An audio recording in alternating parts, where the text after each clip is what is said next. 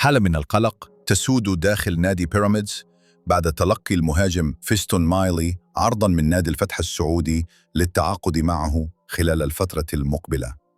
اللاعب الكونغولي الذي أظهر أداءً رائعاً مع الفريق السماوي هذا الموسم أصبح محط أنظار العديد من الأندية وأبرزها الفتح السعودي.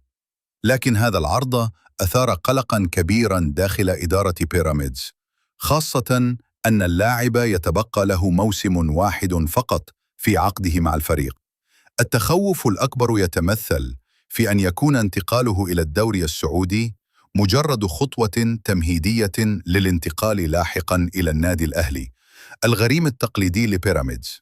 إدارة بيراميدز تدرك تماماً أهمية الحفاظ على لاعبيها الأساسيين، لذا فهي تعمل على وضع شروط صارمة في أي عقد بيع للاعب لضمان عدم انتقاله إلى أي نادي مصري وخاصة الأهلي.